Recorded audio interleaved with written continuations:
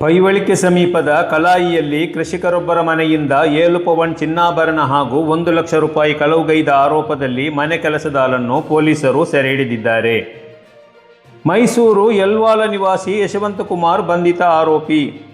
ಕಲಾಯಿಯ ಸಂಜೀವ ಶೆಟ್ಟಿಯವರ ಮನೆಯಿಂದ ಚಿನ್ನಾಭರಣ ಹಾಗೂ ಹಣ ಕಳವಿಗೀಡಾದ ಬಗ್ಗೆ ಬೆಂಗಳೂರಿನಲ್ಲಿರುವ ಪುತ್ರ ಅಶೋಕ್ ಕುಮಾರ್ ಇತ್ತೀಚೆಗೆ ಮನೆಗೆ ಬಂದಾಗ ಗಮನಕ್ಕೆ ಬಂದಿತ್ತು. ಕಪಾಟಿನಲ್ಲಿರಿಸಿದ್ದ 4 ಚಿನ್ನದ ಬಳೆಗಳನ್ನು ತೆಗೆದು ಅದೇ ರೀತಿಯ ನಕಲಿ ಚಿನ್ನದ ಬಳೆಗಳನ್ನಿರಿಸಿ ಮನೆ ಕೆಲಸದಾಳುವಾದ ಯಶವಂತಕುಮಾರ್ ಪರಾರಿಯಾಗಿದ್ದನು.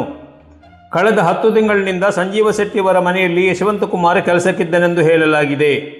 ಸಂಜೀವ ಶೆಟ್ಟಿಯವರ ಆರೋಗ್ಯ ಕುರಿತು ಗಮನ ಹರಿಸಲು ಈತನನ್ನು ನೇಮಿಸಲಾಗಿತ್ತು. ಈ ಮಧ್ಯೆ ಈತ ತಿಳಿಸದೆ ಊರಿಗೆ ಹೋಗಿದ್ದನು. ಈ ಬಗ್ಗೆ ತಿಳಿದ ಅಶೋಕ್ ಕುಮಾರ್ ಶೆಟ್ಟಿ ಬೆಂಗಳೂರಿನಿಂದ ಮನೆಗೆ ತಲುಪಿದ್ದರು. ಬಳಿಕ ಕೊಠಡಿಯಲ್ಲಿದ್ದ ಕಪಾಟು ತೆರೆದು ಪರಿಶೀಲಿಸಿದಾಗ 1 ಲಕ್ಷ ರೂಪಾಯಿ ಕಳವಿಗೀಡಾದ ಬಗ್ಗೆ ತಿಳಿದು ಬಂದಿತ್ತು. ಆದರೆ 4 ಬಳೆಗಳು ಅಲ್ಲಿಯೇ ಇದ್ದವು. ಚಿನ್ನದ ಬಣ್ಣದಲ್ಲಿ ವ್ಯತ್ಯಾಸ ಕಂಡುಬಂದ ಹಿನ್ನೆಲೆಯಲ್ಲಿ ಪರಿಶೀಲಿಸಿದಾಗ ಅವು ನಕಲಿ ಚಿನ್ನವೆಂದು ತಿಳಿದು ಬಂದಿದೆ. ಈ ಕುರಿತು ಅಶೋಕ್ ಕುಮಾರ್ 2 ದಿನಗಳ ಹಿಂದೆ ಮಂಜೇಶ್ವರ ಪೊಲೀಸರಿಗೆ ದೂರು ನೀಡಿದ್ದರು.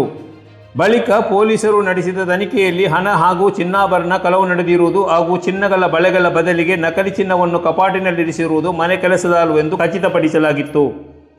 ಚಿನ್ನಾಭರಣಗಳನ್ನು ಕಳವುಗೈದು ಪರಾರಿಯಾದ ಯಶವಂತಕುಮಾರ್ ಮೈಸೂರಿನಲ್ಲಿ ಆಡಂಬರ ಜೀವನ ನಡೆಸುತ್ತಿದ್ದನು.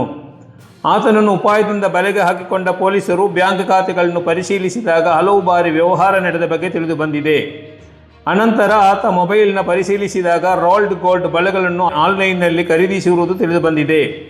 ಬಳಿಕ ಆರೋಪಿಯನ್ನು ತನಿಖೆಗೊಳಪಡಿಸಿದಾಗ ತಪ್ಪೊಪ್ಪಿಕೊಂಡಿದ್ದಾನೆ.